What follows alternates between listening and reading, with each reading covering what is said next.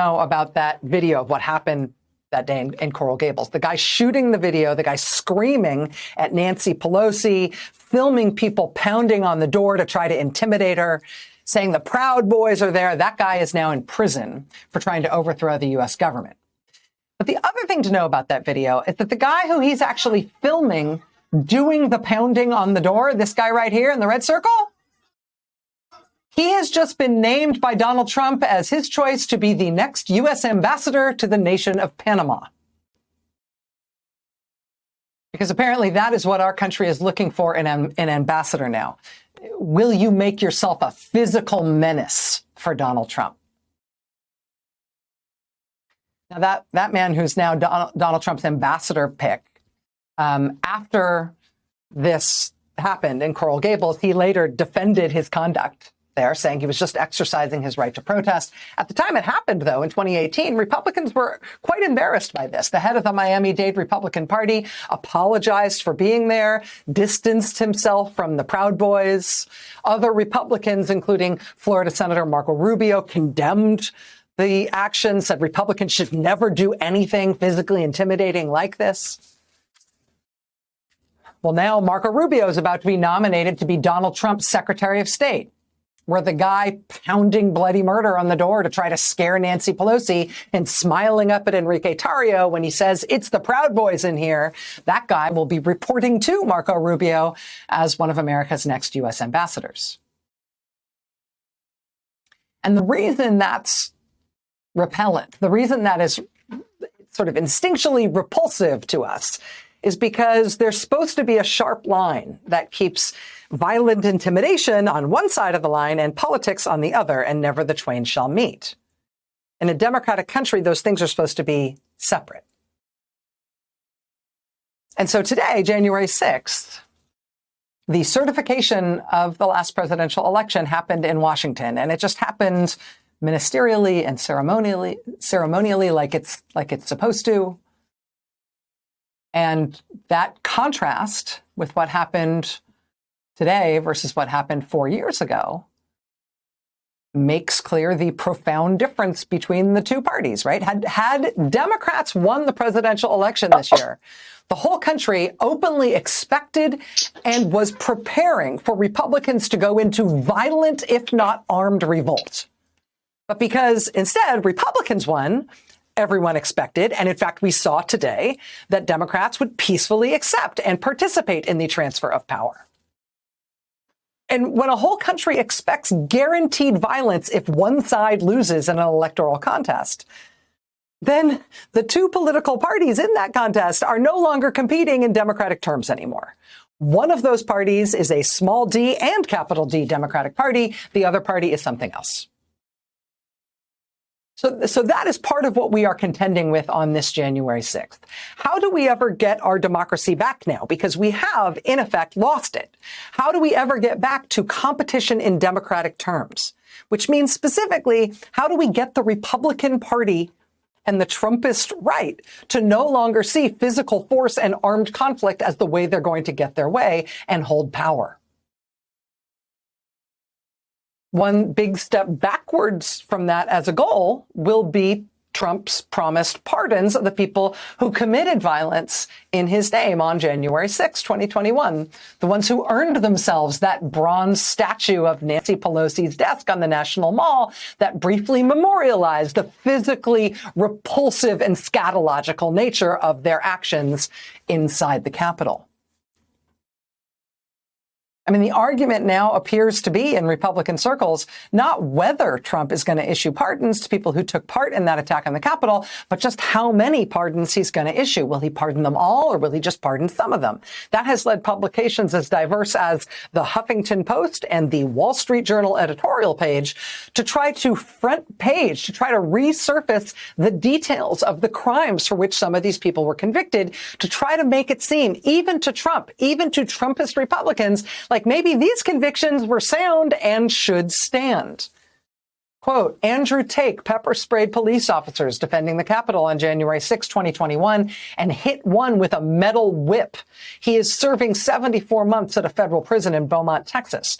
Christopher Alberts carried a loaded 9mm pistol onto Capitol grounds that day and hit police officers with a wooden pallet. He's serving an 84-month sentence at the federal prison in Milan, Michigan. Stephen Cappuccio held his cell phone in his mouth so he could beat an officer using both of his hands, including with the officer's own baton. He's doing 85 months at the federal prison in Forest City, Arkansas.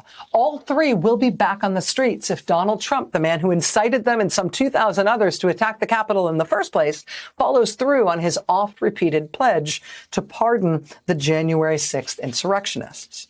Of those serving a year or more in prison, a full 57% are there following a conviction in cases involving an assault on a police officer.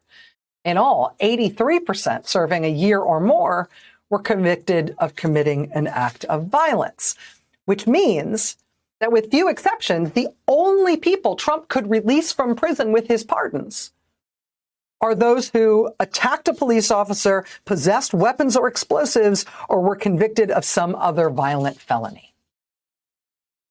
Are those going to be the ones he springs? Here was the deeply conservative Wall Street Journal editorial page today. It's titled, Trump's Pardon Promise for January 6th Rioters. Does it include the ex-meth trafficker who brought a metal baton and swung it at police? Quote, on December 20th, a prison sentence of 48 months was given to a 31-year-old man named Joshua Lee Atwood, who pled guilty to assaulting law enforcement. He emptied a can of pepper spray at police, beat them with a pole, and pelted them with objects such as a metal scaffolding pipe. He yelled that the cops were pieces of... The prosecution's sentencing memo says his criminal history includes a pending felony case for an alleged 2023 stabbing. On December 17th, meaning last month, a 60-month sentence was given to Michael Bradley, age 50, who apparently went to the Capitol on January 6th with his own metal baton in a hip holster. He swung it at police more than once. His list of priors includes a 2002 conviction for meth trafficking. Also in December, a 24-year-old man got 9 months for having thrown an equipment container lid that beamed a cop, causing momentary loss of consciousness and a suspected concussion. A 41-year-old man who wore body armor on January 6th pled guilty to scuffling with police, including trying to seize an officer's baton while shouting, "Come out here, B-word." Other active cases include accusations of ramming the police line, punching cops, and walloping riot shields with a baseball bat. Wall Street Journal editorial page continues, quote, this was the brutal reality of the Capitol riot that many want to forget. Pardoning such crimes would contradict Mr. Trump's support for law and order.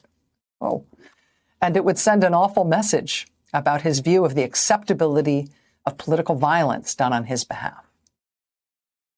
Now, as I mentioned, this is the Wall Street Journal's editorial page, deeply conservative. I would take issue there with their characterization of Mr. Trump's support for law and order. He has repeatedly praised the idea of violence in his name for every year that he has been in public life. And so I would take issue with that. That said, that last line I read there from the Wall Street Journal is absolutely correct. Quote, it would send an awful message about Trump's view of the acceptability of political violence done on his behalf. The acceptability of political violence done for him in his name. This January 6th, yes, we have got very blunt evidence of the profound difference between the Democratic Party offering Democratic competition, win or lose, and the Republican Party's threat of violence to hold power. And yes, there is also the unnerving and occasionally unsettling fight to remember what actually happened, to be real about how disgusting it all was, while the Trump movement and the Republican Party and the conservative media tries to say the January 6th attack was really just a bunch of heroes who were so peaceful and loving, and they've just been wrongly persecuted for doing nothing wrong.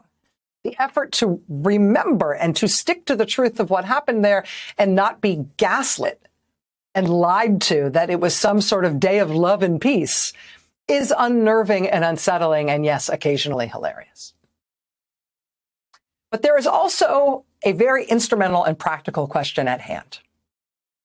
this January 6th, which is what happens to the future of political violence in our country in the very short term, in like the next year, if the people who committed violence on Trump's behalf are sprung from prison by him and celebrated as vindicated heroes who did nothing wrong, starting 2 weeks from today when Trump takes office again. Think about this in big picture terms. Why does a leader who celebrates violence against his critics and his enemies want not just a government, not just the state to do his bidding? He also wants his mob.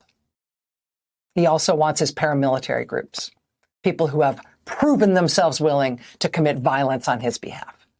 Why does he want the mob? Why does he want his paramilitary groups? Why does he want his violent ex-cons?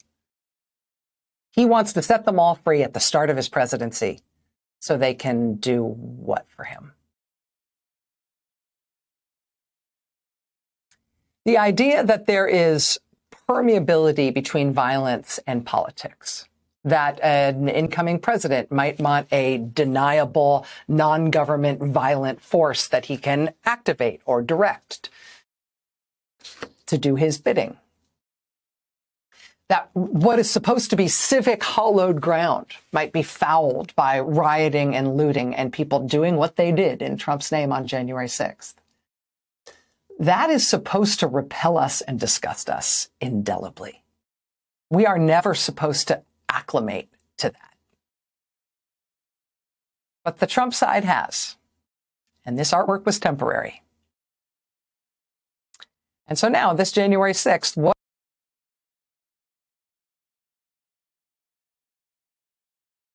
should we be prepared for next?